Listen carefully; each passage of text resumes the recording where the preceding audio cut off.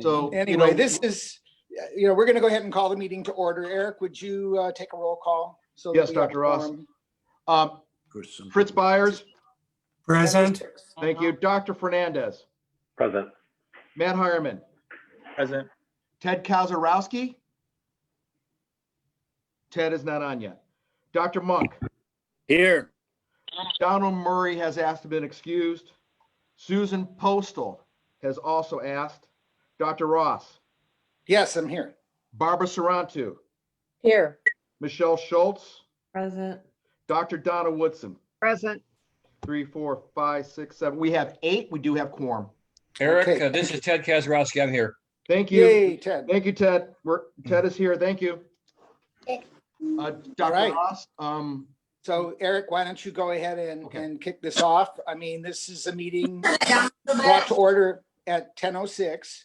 And the purpose of the meeting is to discuss a recommendation and order to close schools because of the overwhelming COVID here in the community.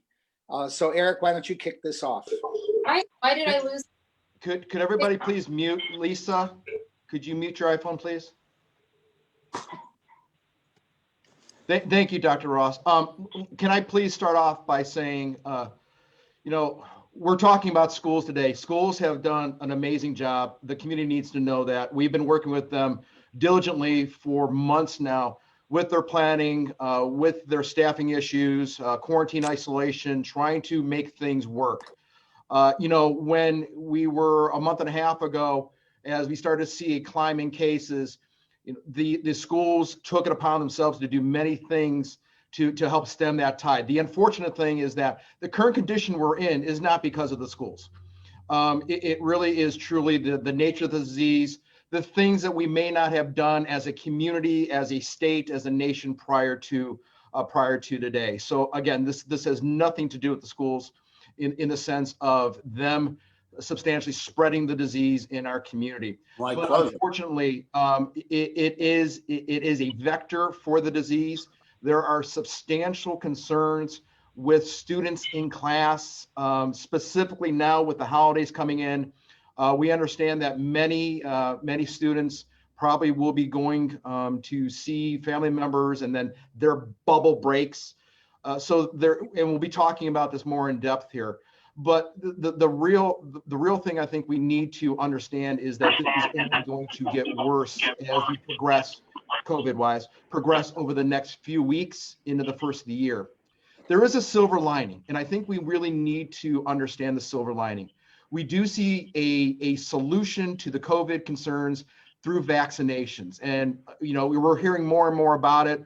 We're going to continue to hear more. There's a matter of fact, this morning I got even an email today further discussing vaccinations from the state and fed. So there's going to be definitely more conversation. That truly is our silver lining. The problem is that silver lining is still months away. We are going to have to deal with concerns of COVID, of not only the illness, but the hospital use. And I would be remiss if we didn't talk about this.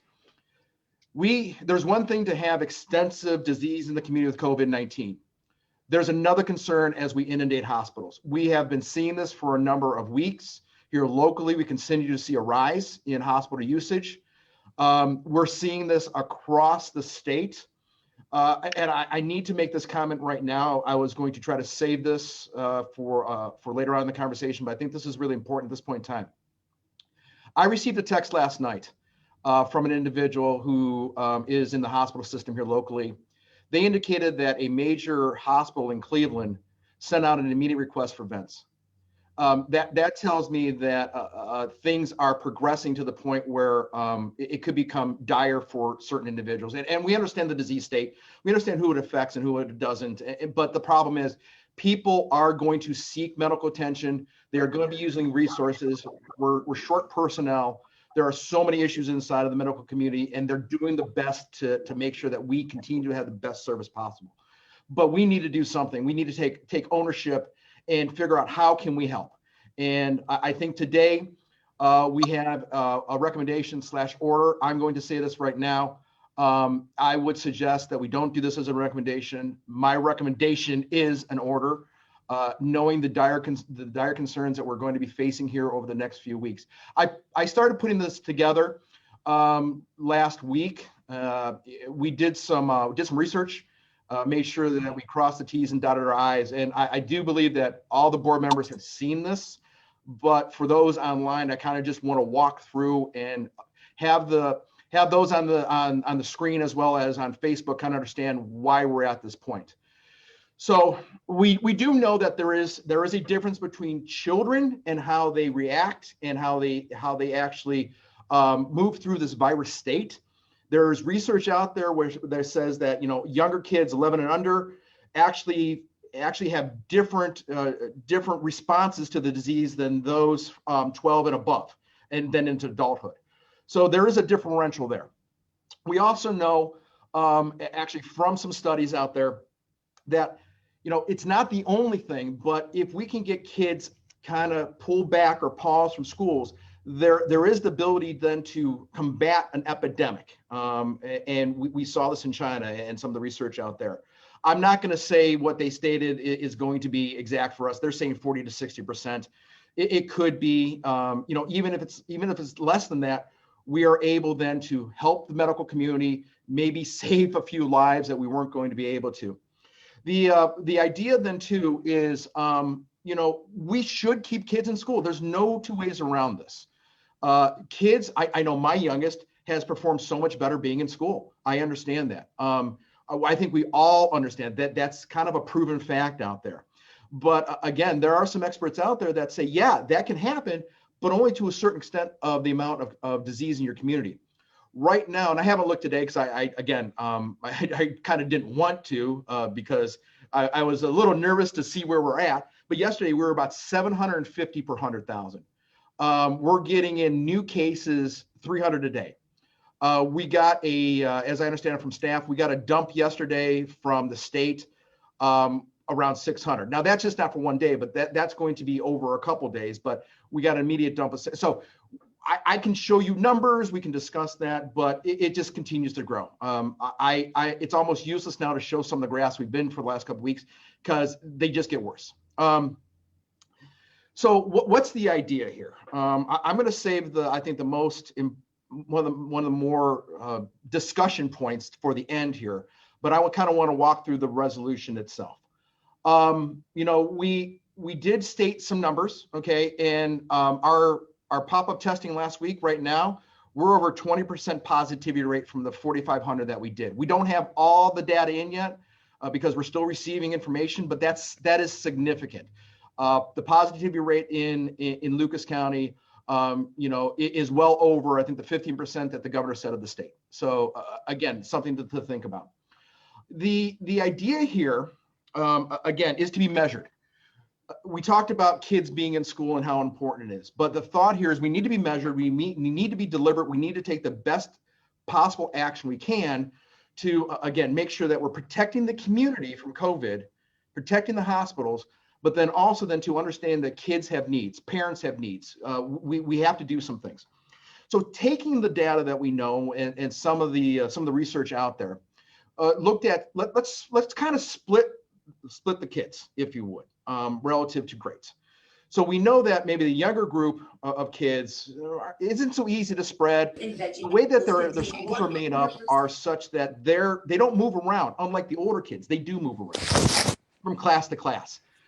So again, that's kind of the idea here is that if we look at K through 6, which is up to about that 11-year-old or so, let's try to, let's keep them in school. Okay, let's have the ability for, if the school districts can, because some of them can't right now, and I think some of our parents need to understand that because of staffing shortages or whatever, that they can't keep K through 6 in school and have in-person learning. But if they can, that's great because it does a couple of things. It keeps them learning, okay? It keeps them in the environment that, again, parents don't have to worry about them at home. We have nurses, we have doctors, we have essential employees that, again, they need to be on the job. So should they be worrying about their child? So there is some factual research and, public ability for us to say, yeah, we need to maybe keep K through 6 in class. Here's the flip side of this, is that looking at 7 through 12. And as we go through the resolution, we can see that, again, as an order, we would say that 7 through 12 would go virtual. How do we do this? By the Ohio Revised Code, we don't get to pick and choose per se on what we can or can't do with schools. What we do is we close all schools. Hear me out. I mean, that probably is a little bit of a breath intake. We close all schools, but then we can say what can be in those schools. So again, K through 6, all right? 7th through 12th would be out. Let's dig a little deeper into the issues inside the schools, because again, meeting with schools every week, they've indicated their concerns. So here's a couple things. One, teachers are going to have to be in class for the K through 12, so that's a given. The idea here too is that, going virtual, there are some schools that have their teachers actually come in. So again, they should be allowed to be in the building. There are some special needs kids that, that really do truly need to be in school. I was told that. And these are those individuals that truly need that one-on-one instruction. They are those type of special needs kids. And so they asked if we could do that. And I think that is very legitimate. The idea then too of why we're doing that. I think it allows, it's measured, it allows those individuals that truly need to be in there while we're getting those other individuals out. As well then too, and I didn't realize this, exam time is now. So we're saying if you need to have kids in for exams, yes, please do. Let's not destroy an education by not being able to take an exam, or that they have to figure out some other way. So again, those are some things that are allowed. What about time frame? All right. So I would right now recommend, if an order is passed such as this, to immediately recommend that schools follow the order by, again, going virtual or K through 6. But at the latest, December 4th at 4 o'clock, the order is enacted. Why is that? Again, hearing from schools, schools need a little bit of time to again, get their plan in place and make that happen. Parents of students are going to have to do some maybe finagling of schedules and things of that nature. So give them some time. I do believe, talking with some of the principals and superintendents, they probably will not come back starting the 30th, that they would adhere to something that we would order. So I think, can we stop there? And that's the order through a resolution process. Before we get into, I think, the last point that we really want to have a discussion on, Dr. Ross, I would turn this back to you for comments, concerns, so that we can kind of piece this together and make sure that it's organized on our discussion. Okay, thank you, Eric. I guess let me do my best to summarize from my understanding what I'm reading in this order. And then I think we should take some comments from other board members about their concerns with this. I mean, we have to realize that the federal and the state government have essentially left it to us as to what to do with schools. There are a lot of other things that we do not have as full of control over. And so I think some of what we're trying to do is to control what we can control. And the schools are one of those things. They've been basically left to the counties to make decisions on. And up till now, we've done our best, as you said, Eric, to keep especially the youngest kids in school, getting in-person learning. And we do recognize that the data suggests that in-school spread, and our data suggests that in-school spread is not the problem, especially in those younger kids. But we know that there's some, and will likely be more, the more we get together, more spread coming from the high school age kids, middle school age kids. And that is indeed a fact. We know that as the case counts go above 100 per 100,000, and we've been on a couple of days at 500 per 100,000, correct me if I'm wrong, Eric, but we've been 5 times the level where experts say that there can be community spread via the schools. And our positivity rate greater than 10%, well, we've been well above 10%. So we're at a point where the experts would say there's a good chance that we will be seeing spread through the schools. We're going to see spread just about everywhere. In all honesty, if it was solely up to me, I would be closing restaurants in the state. I would be closing bars in the state, unless they had some way to set things up with social distance outside. I mean, we're taking care of what we can take care of as a Board of Health right now. That's not up to us. That's really up to the governor to make some of these other decisions. So people need to understand that we're looking at what we as a Board of Health here in Lucas County can have some control over. And the schools have done a great job. As Eric said, so far, they've really done a great job doing the social distance, the hand hygiene, the masks. They're doing everything that they can to keep the kids safe, but it's outside the school that's not safe. And those kids are living 2/3 of their time outside the schools. So that's kind of what we're facing. Now in the state, they've closed down all the universities, right, Eric? I mean, they're virtual only now. So they've made that decision about our state universities. And so that's already kind of been decided. And again, as Eric was saying, and this is one of my key concerns here, we're on the verge of, again, overwhelming our healthcare resources. We've got a situation where we've had our emergency room doctors, our first responders, our nurses and doctors in the hospitals, basically on the front lines, putting their lives at risk for the last 8 months now. And they're going to have to continue to do that for a few more months until, the vaccine is available and our healthcare workers are vaccinated.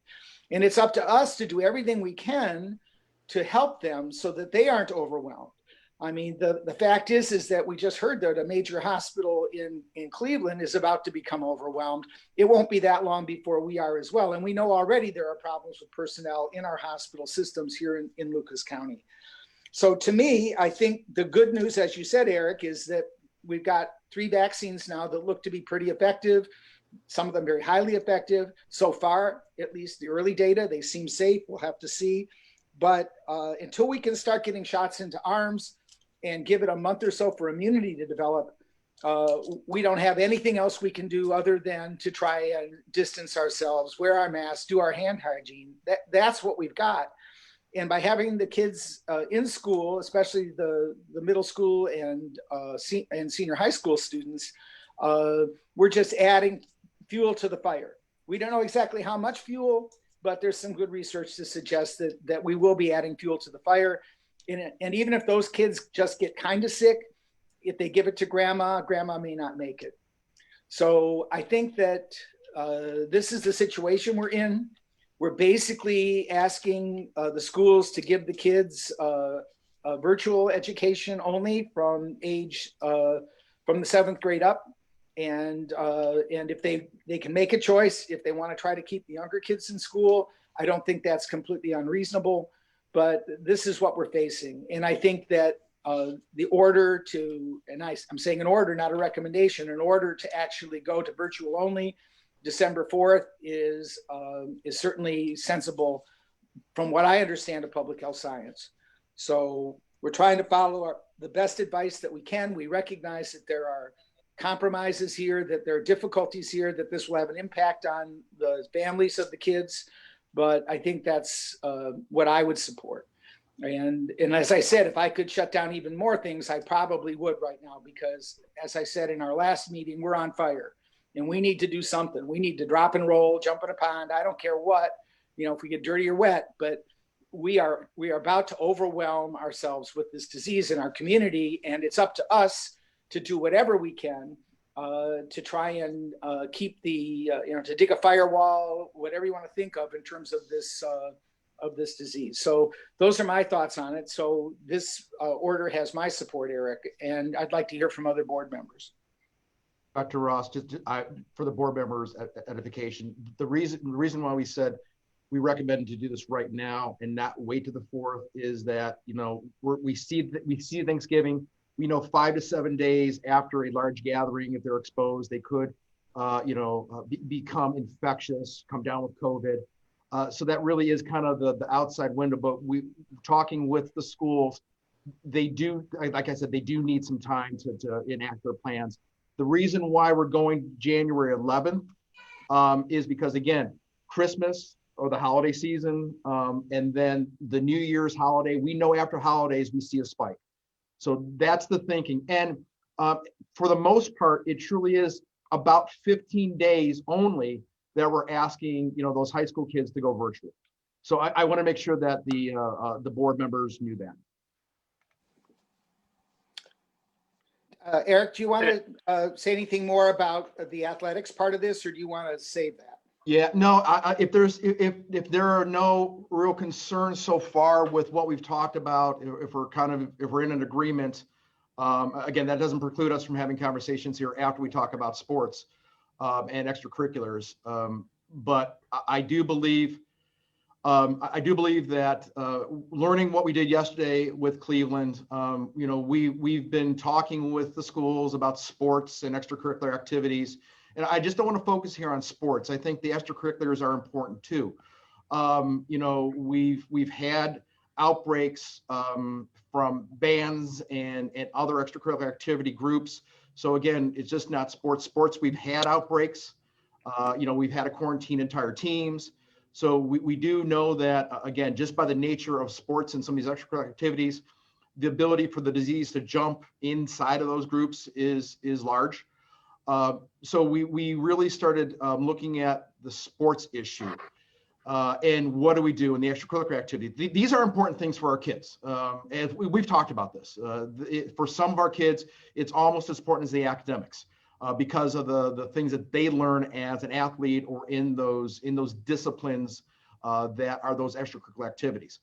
But unfortunately, the idea here with if you would, the coming tide that we predict, it would not be as beneficial to us if we would continue with sports the way they are.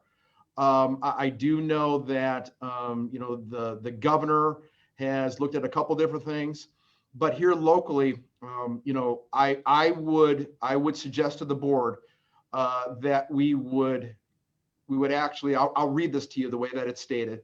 To limit COVID-19 spread among students, all sports and extracurricular activities are prohibited from utilizing any building interior space for practice or contests during the same time period. Again, this is a tough one, as well as the academic, because you almost need to take it in two parts. But again, we're not saying to stop, we're saying to take a pause. And I wanted to offer that to the board for discussion. I do believe this might add a little bit more discussion or have a little bit more discussion than the first section. So Dr. Ross, that would be my recommendation for the order. Okay. Well, I think there are issues here that are not, I wish we could be 100% positive about what the impact of this will be. And I don't think we can. And again, the governor has ultimate authority on this, if I understand right, Eric, but at this particular point, it's up to us to say that there's enough community spread going on that we believe that it's going to end up in the schools, and then that's going to reignite an even bigger fire back in the community. And that's what we believe will happen if we don't take some action now. So I've been watching the chat here, just so you're aware, Eric. I don't know if you have been, but there's a lot of things that people are saying, and they're questioning the correctness of what we're saying. For example, they're questioning whether the universities in the state are closed. They're saying UT is still open. I don't know that for a fact. So they're also saying that it shouldn't be up to us, that this isn't our responsibility. But I think, from my understanding, it certainly is to make a decision with the schools about what we should do that's in best interest of the community. So I'm going to open it up for additional comments from the board members. Certainly, as I said, there's a lot of stuff on the chat here that is telling us we're wrong. So let's hear from other board members, and somebody may want to take a. Hey, Dr. Ross. Yeah, go ahead, Richard. Richard Fernandez, Board of Health, representing the city of Toledo. As I've been thinking about this since early in the summer, watching our school administrators and teachers prepare for the coming school season, knowing personally teachers, my mother, a high school teacher, my best friend's mother and neighbor, a third grade teacher, knowing multiple new community members who've reached out to me with their concerns, spending time on the phone, reading letters that have come through the health department that we've all read. There have been concerns going both ways. And I want the community to know that we feel strongly that children should be in school, children should have socialization, humans need socialization. We're all feeling the burden of not being able to have the liberties of the pre-COVID environment where we can hug each other and touch each other. You know, I'm a doctor of physical therapy. Like, part of my healing my clients is being able to make contact with them. And Dr. Ross knows that a physician benefits a patient from just being able to make contact and build trust. So we all need that, and children need it probably the most. So I agree with in large part what Mrs. Lee has said, what Dave has said in the comments, what Jean and Lee have said, that we want our children to be in school. I think that what our health commissioner has presented to us is the opportunity for us as an entire Lucas County community to look at this point in time at a boiling point, perhaps, where our hospitals are reaching their capacity, and in turn to look at what is it that our community can do, because we can't cancel Thanksgiving. You don't cancel Christmas. That's not a jurisdiction. That's individual responsibility. We've spent this whole year challenging our individual responsibilities. Now, what is community responsibility? It is this. It's saying, hey guys, we're at halftime at a really hard, rough game, and I don't know if we're winning this game, but I know we're tired, and I know we got a whole nother half of a game to play. And here's the play. So someone's got to call the play. And if it is through, January 11th, that we make this hard choice, that we reduce the number of interacting networks that our individuals go out of the home and then bring back to the home, that we have children walking around in the hallways in their classrooms. That's part of the reason that 7 through 12 is more challenging than the younger students. I think that we're being posed with this challenge, and it's not that we think it's an easy challenge. We're posing a challenge to the whole community because it affects the families, it affects the teachers, and it affects the children the most.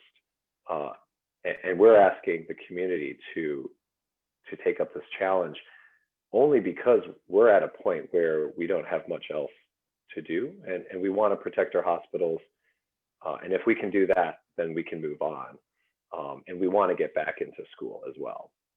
That's how I see it, and that's, I'm right on the fence. I'm both ways. I want the kids in school, but I want to get through this season, which I think will be challenging, and we're already seeing the challenge. And whatever the case rate is now, we won't know for 2 weeks with our lagging indicators of positivity. That's where I am, and that moves me towards supporting this order. But it is a very hard thing.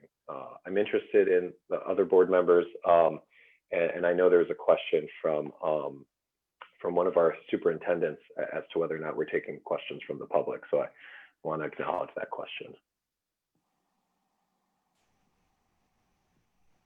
Dr. Ross, can I say something? Sure. Yes, please. Go ahead, Matt. Thank you. One of the comments I saw in there was talking about whether the board is made up of elected officials or non-elected officials. And I think this is a good point and a good question to be raised. So the Board of Health is created through state statute to be a representation of our community. And I think it's important to emphasize that what you see before you are 9 of 12 of the citizens in which each of the jurisdictions that represent and the elected officials that represent those jurisdictions have appointed. We've come from all corners of Lucas County, whether that is out in the townships where I live or in the city where I know Dr. Fernandez lives, and we're out to the city of Oregon where Michelle Schultz lives. So we all come from different portions of our community. We all come from diverse backgrounds, and we're all a portion of this board. And I think the intent of putting this decision within the hands of a board of health is the intent that it is made by a group of citizens and a group of residents of our community, because underneath it all, the most important institution we all have is our families that build up into the institutions that I think what is being proposed here is trying to be protected. So I think what these 9 citizens before you today and the 12 of us that are board members are trying to do is to protect and support some of the most critical institutions that we have in our community, which are our hospitals, which are our schools, which are our public places. And so I think what you see is us attempting to protect that, but we do that not in any way trying to say that we know more or that we are smarter or that we are more knowledgeable. This disease is very complex. I think that that's fully recognized. I can just say on my behalf and many of the board members I've talked about. And we understand that the thing in which most residents are looking to do is protect the most important institution to them, which is their families. And so to Dr. Fernandez's point, we understand the impact. I think every board member understands the impact of not being in school, not having sports. But I think at this time, all of us are just trying to reach out based on the knowledge we have and make the best decision that we can make to protect the institutions that we've all come together to create in this community that help protect us all. So I do support this initiative.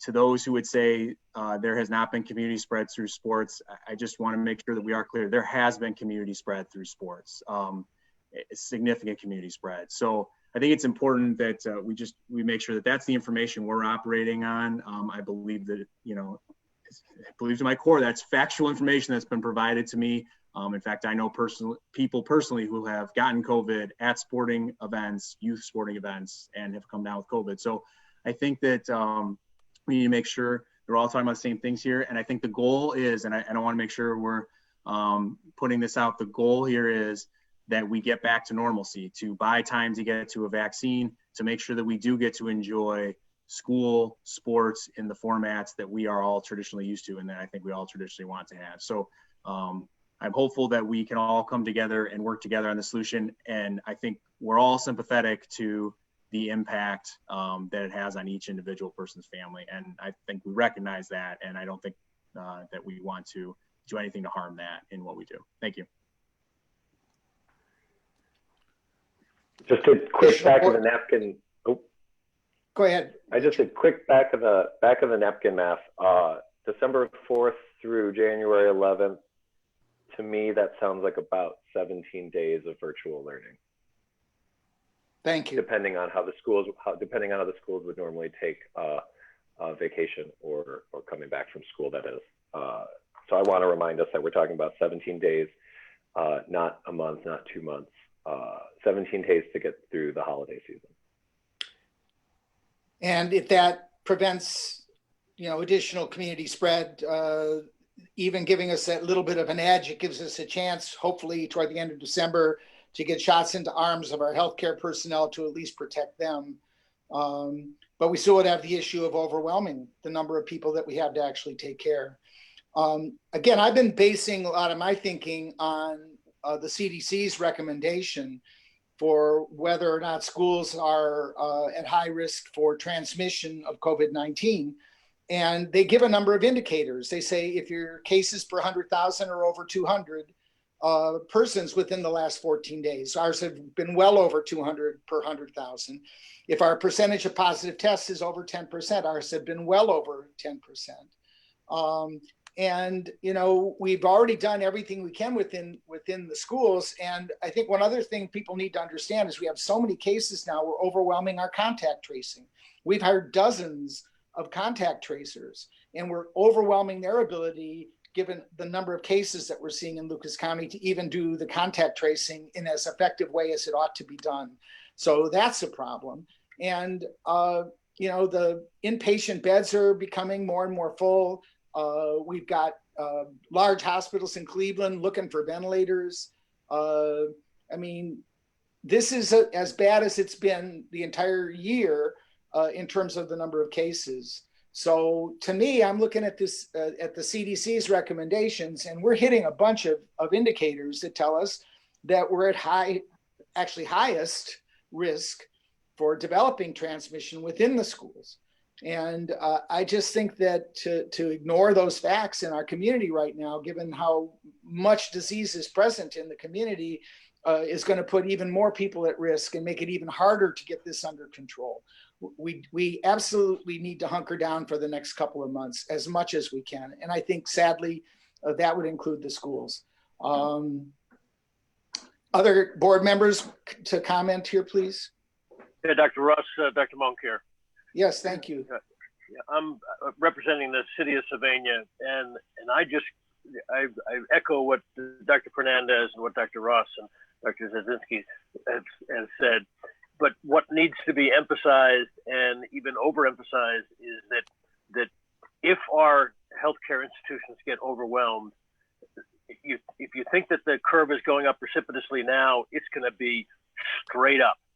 And when people are talking about the effect of the situation of the lockdown or closing schools on kids, just think about the effect on kids of having their parents die, having their grandparents die, having their best friends in bad shape, and don't forget about the long-term effects of this disease. They may well last for a lifetime. We are very close to overwhelming our local healthcare institutions, and that will, that's a stone going down the hill and picking up speed very, very fast. And those community members that think that the board has not taken all these factors into consideration don't appreciate the time and effort that we are all putting into this. We are very concerned about taking kids out of the situation where they learn the best in, and we don't approach this lightly. But we are very, very close to the breakdown point, and that really cannot be overemphasized. Thank you. Jonathan, this is Fritz Byers. May I make a comment, please? Please, Fritz. I want to expand just briefly on what Matt Hireman said. I don't have much to add on the health imperatives that the physicians who are part of this board have commented on, but I would like to address some of the governmental aspects of this consistent with what Matt said and offer a few other observations. Our system of government in Ohio goes back to the 1802 Constitution and then the amendment of that Constitution in 1851. And for all those 170 years since it was ratified and adopted in 1851, the principles of separation of powers and checks and balances have served us very, very well. We didn't invite them. They're rooted in principles of the Enlightenment, and they are pervasive across the United States. As Matt said, it is not an accident, rather it is the result of decades, if not centuries, of received wisdom that there are certain decision-making processes within government that are properly insulated from the electoral process and properly placed in the executive branch. And the General Assembly was lucidly clear when it created our current structure of county health departments. We certainly are mindful on this board of the role of boards of education, and we honor their roles. But at the same time, we have to be guided by the mission that the Ohio General Assembly has established for health boards, and that is that we are committed to being a leader in the public health by promoting and protecting the health of all people where they live, learn, work, and play.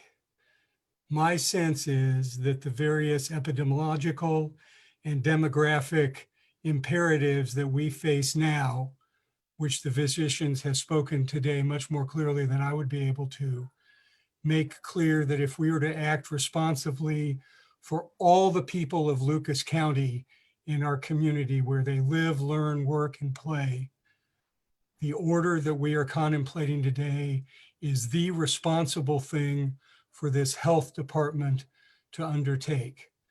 And I am strongly in favor of it. I assure you all, mindful of the difficulties this presents in an educational setting, but there is no doubt whatsoever in my mind that in furtherance of our mission assigned to us by the Ohio General Assembly, consistent with the principles of the Ohio Constitution, that we are doing the right thing. And I stand strongly in favor of the order. Thank you, Fritz. Other members of the board, would they like to comment?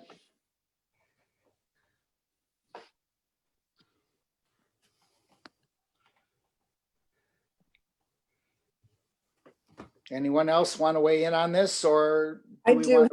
Okay, thank you. Stana? Thank you. This is Dr. Donna Woodson.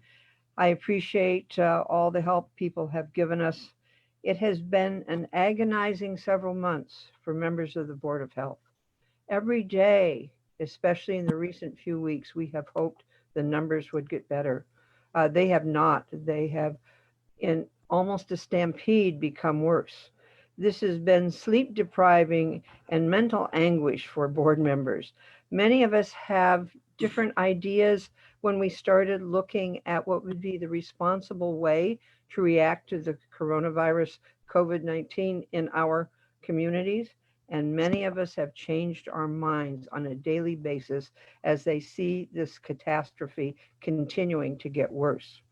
I particularly would like to emphasize what Dr. Monk said about chronic illness, because those of us in the health profession, not just physicians, but all healthcare workers, are looking to the future and seeing serious and significant problems, especially with its effects on heart disease. We will need many more healthcare professionals to take care of these. The more we can prevent now, the better. So for all board members, I thank you for your agonizing decisions. We have all probably changed our minds several times. I now fully concur with what's been put forward by the Toledo-Lucas County Health Department in helping take care of our citizenry, as is our duty to all our communities, no matter how difficult it may be, and thank the schools for what they've done so far and their cooperation in dealing with this, and also for parents, community members, and our students. Thank you. Thank you, Donna. Other board members? This is Barb. I have an issue with the K through 6. That's the age where kids still need sitters. And I think it really poses a problem for people who have to go to work. The older ones, college and that, they've done virtual learning, probably taken classes. It's probably not as big of a deal for them, even high school. But I feel like the lower grades, it's really difficult, and it's difficult for the parents. I just feel like it's just too difficult.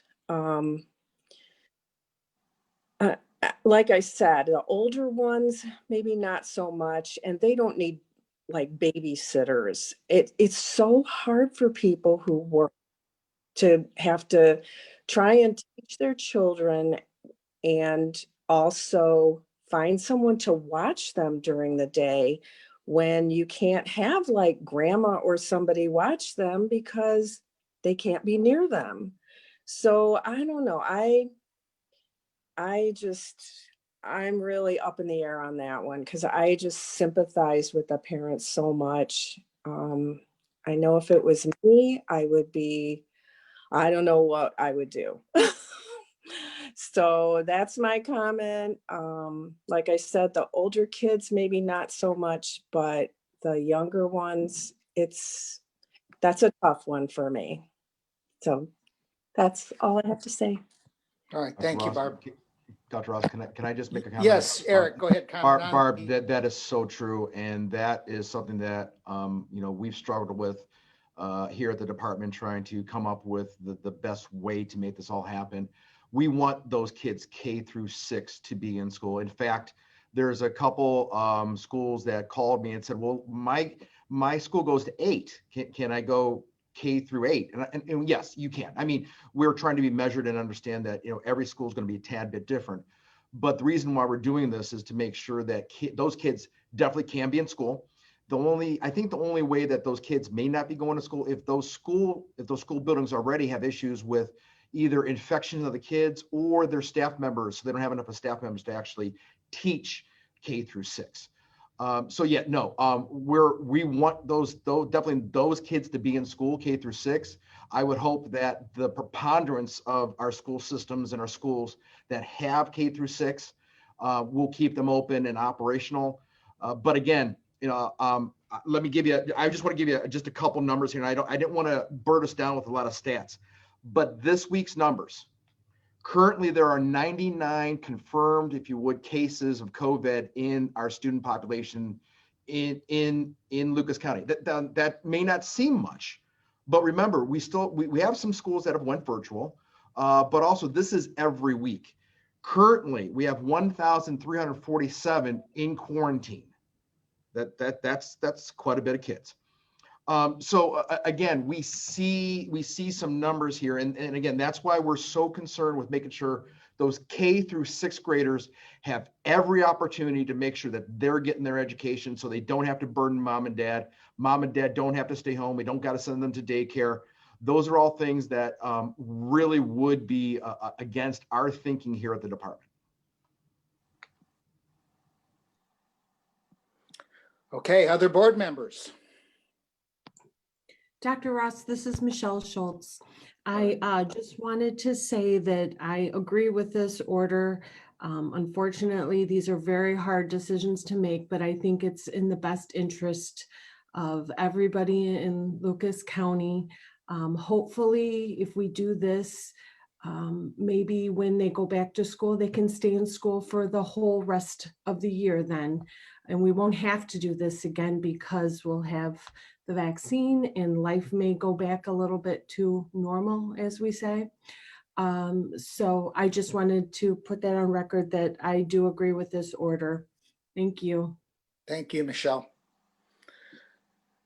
Any other board members want to comment? Dr. Ross, this is Ted Kazarowski. I want to reserve my comments here just for a moment, if I could.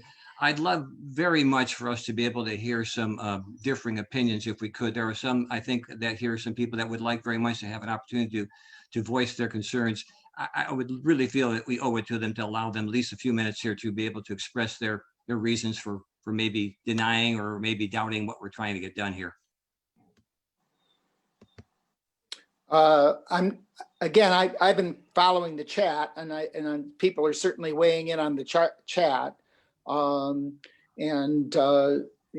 of the things that are being said there, are being taken into consideration, at least by me on this. But I think, as several of the board members pointed out, our responsibility is certainly to the kids. We understand that. And we understand that we are probably creating a situation where for some children, there'll be negative effects. But we have to look at the entire community. And we have to look at the fact that for older and more vulnerable members of the community, that this is a life and death issue. It is an educational issue for the kids. It is a mental health issue for the kids. We see that, we acknowledge that, which is one of the reasons why we would like, if the schools are able to keep especially the kids K-6 in class if they can. All those things may be school system by school system dependent, but we think anything we can do to decrease the spread of COVID in our community, we need to speak to it. And again, looking at the Center for Disease Control's coronavirus, community schools, childcare indicators, we are busting through the highest risk of transmission in the schools. That's where our numbers are at. And to me, I think given we have with our numbers as they are now, we have a high risk of spreading COVID within our community through the schools. If we persist with leaving them open, I think we're doing the right thing to shut them down to the extent that we can, with some modification for the youngest children to try and help them with their learning and to avoid the mental health issues that are part of it. And this is, again, it's an agonizing sort of decision. But I think our responsibility is to use our best knowledge of public health science to say that, I'm sorry, I wish our community didn't have more than 200 cases per 100,000 in the last 14 days. I wish we didn't have a greater than 10% PCR positivity rate in the people that we're testing. I wish we had, our hospitals not being on the edge of being overwhelmed, but that's where we're at. And all of those things would suggest that we need to close schools, according to the Centers for Disease Control, where our best public health scientists are looking at these things and trying to give us the best advice they can. So again, I support this order. And I understand that the community has great questions about it. I would encourage them to go to the Center for Disease Control site and read the information about schools, the actual title of the section, if you would like it. Let me go up to the top here. I'm using my computer on the side here. Indicators for dynamic school decision-making. That's what it's updated as of September of 2020, September 15, 2020. So that's what was last updated. But this is the indicators for whether we should be allowing our schools to be open. And if you look at the scoring system that they've got there, we're busting through the highest levels of risk for transmission in our schools. And that's why we're trying to make this decision. 3 weeks ago, we weren't there. We weren't there 3 weeks ago. Now we are. And that's just the hard, cold facts of the number of cases in Lucas County. And as much as I hate to say that we should do this, we do need to do it, at least according to the best public health science. And, I spent my whole life as someone who has studied public health, who understands public health and appreciates the detail to which public health scientists go about making these decisions. And that's where we're at. So Eric, I don't know whether we're at a point, if any other board member wants to weigh in, they should. If not, I think we're about at a point where we'd like to proceed to a vote. I know Richard has a hard deadline at 11 and we're almost to 11. So I think we should probably proceed to a vote on the recommendation / order. Dr. Ross, just two things. One, for the board members, even our best schools that I consider our golden schools that are doing everything right and really haven't had issues, they're starting to see cases. So again, even our top-notch ones that are dealing with COVID and outbreaks and quarantine, we're seeing some issues, and that would make sense because of the amount of community spread. The other thing, though, I want to make sure that the board understands that what the resolution that they received yesterday has changed. I read that one change. I want to make sure that the board understands too, relative to virtual learning. I wanted to make sure, I think Matt said this, I wanted to clarify charter. Charter was entered. So all local county schools, and including public, private, charter, and parochial. All right, so that was a change. I did add to that staff who need to do virtual learning can go into the buildings. And I do believe, no, I do believe that was the only changes. I'm sorry. Those are the only changes, Dr. Ross. Okay. So with those modifications, are we ready to actually vote on this? We will need a first discussion and a second. All right. So I need a motion for further discussion. Could I have a motion from one of the board members to accept this order / resolution? Dr. Monk moves with the. Dr. Monk. Dr. Monk, thank you. Motion. Do we have a second, please? And then we'll discuss. Second. Do we have a Matt Hireman. Thank you, Matt. So we have a motion and a second. Is there further discussion before we proceed to a roll call vote on this? I have a question. This is Barb. Thank you. Is this an order or a recommendation? This is It's an actual, order. It's an order. I mean, now, again, as Eric pointed out, there are going to be schools who can and cannot perhaps modify their K through 6, and we're willing to modify the order for those that are able Go to ahead. keep the kids in. And that's part of this, is that allowing us to do that. But anything that's happening inside that school building, other than K through 6 and the teachers being there, if they're teaching virtual, we don't want those activities inside those school buildings. That's basically what we're saying. Correct, Eric? yes, yes. So again, if you need to take one more minute to quickly review the order, keeping in mind that we made a couple of modifications to it around the charter schools, as well as around the issue of sports. I think there are a lot of questions about sports. Could you clarify some of the reasons for that? I think that Were there a lot of positive cases? we certainly So- had a significant number of positive cases in club sports. And again, at least in our community so far, there have not been. But the fact is that, you know, we're asking kids to be in a locker room together. We're asking kids to be inside the school together in a gym. Those are just right now bad ideas with community spread going the way it is. And I have to say that at least we've been lucky so far. We have not seen a lot of cases coming out of our high school organized sports. But that doesn't mean, given the numbers in the community, that we won't be seeing that very, very soon. It's kind of like you're saying, you know, I can see the train and we're trying to say, let's get off the tracks, because any of these congregate activities create increased risk for spread within the community. And although the kids may not get deathly ill, if they spread it to others in their families or other vulnerable people, they're going to get deathly ill. And now we're in this situation where we're about to overwhelm our medical resources. So I understand, and I understand the mental health. I played sports my entire life. I still play sports. Nothing I've missed more than not being able to play basketball the last 8 months. The fact is that it's dangerous right now. And the numbers indicate that danger.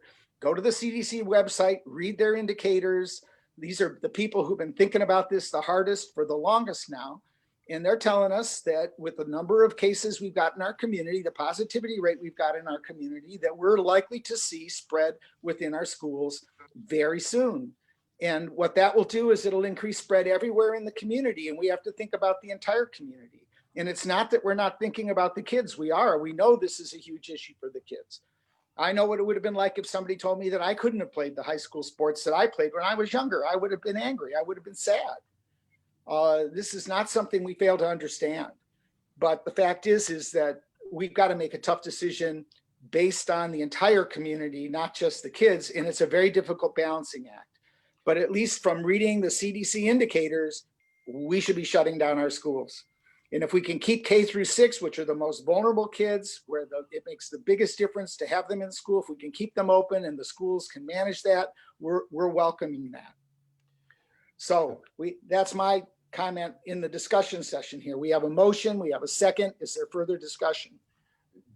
Dr. Ross, just to Barb Ferrante's point, thank you, Barb. Every sport, we've been looking at sports specifically since summertime. Every sport has had outbreaks, individuals that have been quarantined or isolated. Even swimming now, I just found out yesterday, we've been impacted, which I would have never thought that would be a sport that would be impacted. So it's a low risk. We have had issues on sporting teams. We've actually had to, quarantine entire teams this year because of the issues that are bringing into the teams. So again, Barb, yeah, we've had issues on those sporting teams.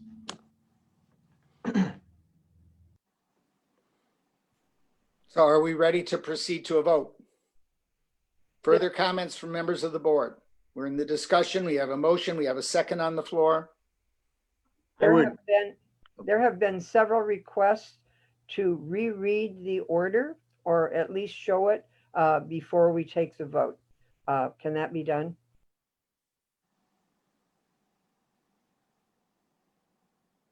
It can be done. I'm worried that we're going to lose one of our board members. I think we still would have a quorum.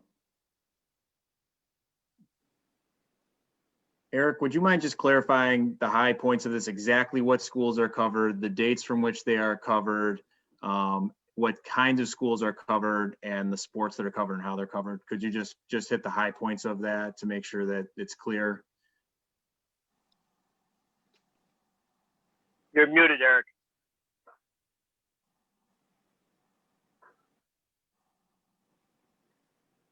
Eric, you're muted. Sorry, first time on Zoom. Do you see the resolution? No. No. Hold on, please.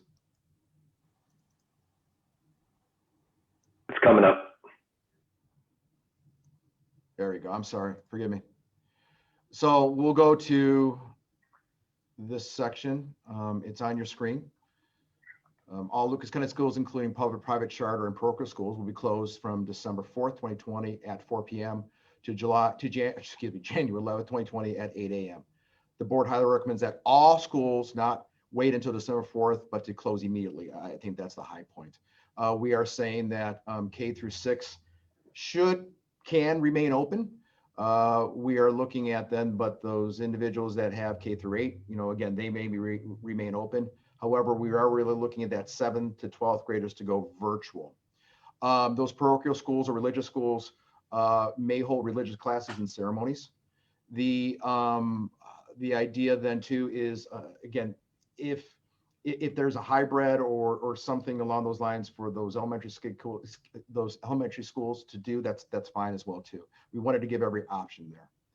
All school buildings may open to hold exams, staff to provide virtual instruction, and for special needs education requiring in-person instruction. These dates were chosen to limit the number of times the student will need to switch between virtual and in-person learning models due to holiday breaks that the schools have already scheduled. I think this is another high point to limit COVID-19 spread among students. All sports and extracurricular activities are prohibited from utilizing any school building's interior space for practice or contests during the same time period. What this truly means is that, again, CYO, other entities, not just high school sports, should not be inside of those buildings. Matt, does that work? Yeah, I think so. I think there's just, and thank you, Dr. Woodson, as well. I just think everyone wanted to make sure we're clarifying exactly what's covered and what is not covered. So thank you. Sure.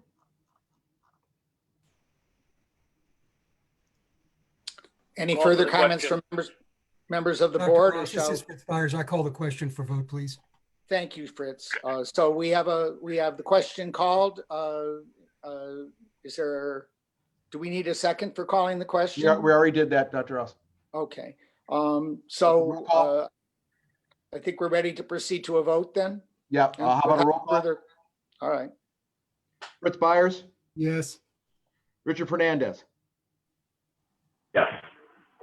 Matt Hireman, Yes. Ted Kozarowski, Yes. Dr. Monk, Yes. Susan Postal, I'm sorry, Donald Murray, Susan Postal, Dr. Ross, Yes. Barb Sarantu, No. thank you, Michelle Schultz, Yes. Dr. Donna Woodson. Yes.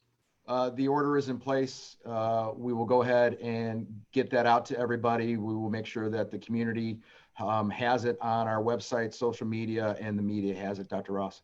All right. Thank you. I think one other thing before we adjourn the meeting, I think that everybody needs to understand that the board members have struggled with this. We've been in communication now for about a week talking about this very issue and what we need to do. And I think what we're trying to do is act on the best advice of our best public health science. That's where we're at. And we're trying to protect the entire community, not just the school kids. And I know that this is a burden on the school kids. So please understand that we're doing the best we can here with the best knowledge that we have. And the other thing to remember is that we're just one group of individuals who are, entrusted with this responsibility. And it's not that this board can't meet again and begin to make modification if we see dramatic decrease in the community. If we head back in the direction where the risk of transmission through the schools has dropped, there's no reason that we couldn't let people go back sooner. It's just that the likelihood of that is pretty low right now. We know this has momentum, so to speak, and we can almost count on the fact, given the number of cases that we're seeing, that we're going to see additional cases grow over the next 2 to 4 weeks. And that's why we're taking this action now. We're trying to get off the tracks before the train hits us. All right. So, Eric, I think, are we ready to entertain a movement for adjournment here? Yes, Dr. Ross, we are. Okay. So could I have a motion from one of our board members to adjourn? So moved, Monk. Could I have a second, please? Second, Fernandez. All in Thank favor? you. All in favor? Aye. Or any opposed? Aye. All right, we stand adjourned. Thank you. Thank you, everybody. Thank you. Thank you, everybody. Thanksgiving.